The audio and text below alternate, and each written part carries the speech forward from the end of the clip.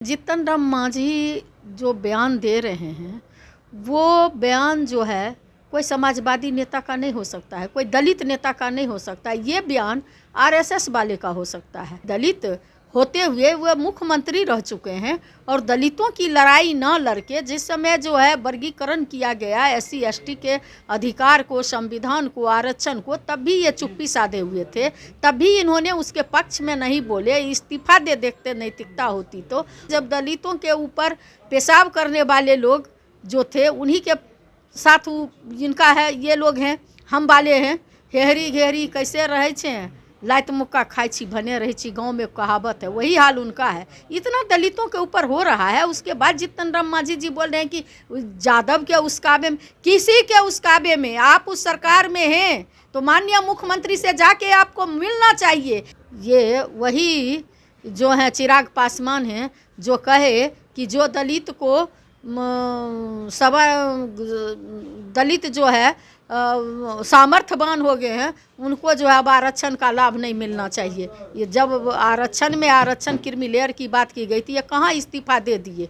ये लोग को खुद आरक्षित सीट से लड़ेंगे लेकिन दूसरे दलित के ऊपर हमला होगा, दूसरे दलित का अधिकार छीना जाएगा, इसके लिए ये लोग चुप रहेंगे, सिर्फ बोलेंगे। आप देखते होंगे दारू जो है कौन बेच रहा है, दारू बंदी है, लेकिन जब पकड़ाता है तो बीजेपी के लोग निकल जाता है। हत्या कौन कर रहा है, जब पकड़ाता है तो कौन लोग निकलता है।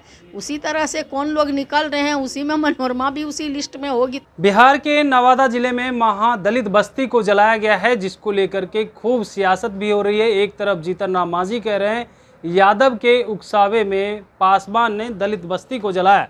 इस पर बातचीत करने के लिए हमारे साथ राजद के एमएलसी हैं और गया की प्रभारी भी बनाई गई हैं उर्मिला ठाकुर। सबसे पहले आपको बधाई हो। गया बहुत बहुत धन्यवाद आपको। गया के लिए क्या कुछ तैयारी कर रहे हैं? पहले देखिए, गया के लिए ही नहीं, पूरे बिहार और जहाँ जहाँ हमारी पार्टी करीब करीब 20 स्टेट में आज से सदस्यता अभियान शुरू हो गई है और हमारी पार्टी के जो भी प्रभारी बने हैं, मैं भी प्रभारी बनी हूँ गया का। सारे प्रखंड स्तर पर, पंचायत स्तर पर, जिला स्तर पर हम लोगों को संगठन मजबूत करना है, इसी के लिए प्रभारी बनाए जाते हैं। जीतन राम मांझी के बयान को कैसे देख रहे हैं, जिस तरीके से वो बोल रहे हैं? देखिए, जीतन राम मांझी जो बयान दे रहे हैं वो बयान जो है कोई समाजवादी नेता का नहीं हो सकता है, कोई दलित नेता का नहीं हो सकता है। ये बयान आरएसएस वाले का हो सकता है। ये आरएसएस से पूरी तरह ओत प्रोत से प्रभावित है, ये अंधभक्त हो चुके हैं। जीतन राम मांझी जी जो बोलते हैं वो वही बात बोलते हैं जो उनके आरएसएस वाले और जो बीजेपी के नेता बोलते हैं, उससे अदर हट करके वो एक शब्द भी बोलने के काबिल नहीं हैं। अगर वो बोलने के काबिल होते तो आप जानते हैं कि दलित होते हुए वह मुख्यमंत्री रह चुके हैं और दलितों की लड़ाई न लड़के जिस समय जो है वर्गीकरण किया गया एससी एसटी के अधिकार को, संविधान को, आरक्षण को, तब भी ये चुप्पी साधे हुए थे। तब भी इन्होंने उसके पक्ष में नहीं बोले, इस्तीफा दे देखते नैतिकता होती तो। और आज जो दलितों के साथ व्यवहार हो रही है, आपको वो दिन भी याद होगी जब दलितों के ऊपर पेशाब करने वाले लोग जो थे उन्हीं के साथ जिनका है ये लोग हैं, हम वाले हैं, गठबंधन में, उन्हीं के गठबंधन में हैं। और इतना ही नहीं, दलित वो जब मुख्यमंत्री थे तब जब ये मधुबनी में गए थे एक मंदिर में तो भगवान छुआ गए थे, उनको गंगा जल से धोना पड़ा था। इसके बावजूद भी वहाँ हेहरी घेहरी कैसे रहे छे, लाइत मुक्का खाई छी भने रही छी, गाँव में कहावत है, वही हाल उनका है। इतना दलितों के ऊपर हो रहा है। उसके बाद जीतन राम मांझी जी बोल रहे हैं कि यादव के उस्काबे में, किसी के उस्काबे में, आप उस सरकार में हैं तो माननीय मुख्यमंत्री से जाके आपको मिलना चाहिए कि गृह मंत्रालय माननीय मुख्यमंत्री के जिम्मे है और पुलिस के द्वारा हो, जैसे हो, प्रशासन के द्वारा पूरी जांच होनी चाहिए। और जांच जब होती, कोई गठन हो जाता है, सीबीआई से जांच कराइए, गठन हो जाएगी, कोई कमेटी में आप गठन करवा करके वहां जांच करवाते, पार्टी के माध्यम से, अपने माध्यम से आप वहां जा करके देखते, तब पता चलता।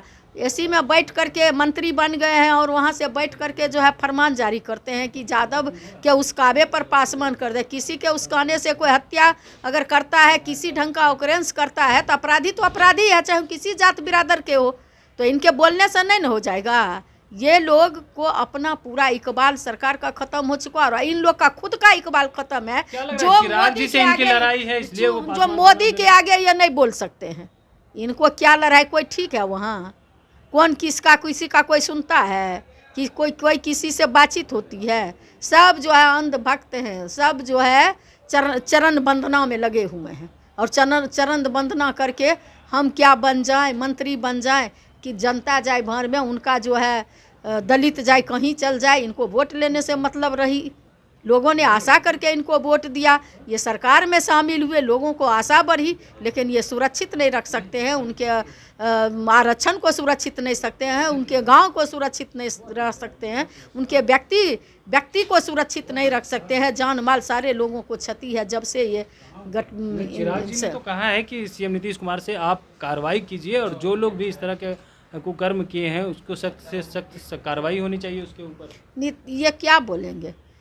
ये वही जो है चिराग पासवान हैं जो कहे कि जो दलित को दलित जो है सामर्थ्यवान हो गए हैं उनको जो है अब आरक्षण का लाभ नहीं मिलना चाहिए। ये जब आरक्षण क्रीमी लेयर की बात की गई थी, ये कहाँ इस्तीफा दे दिए?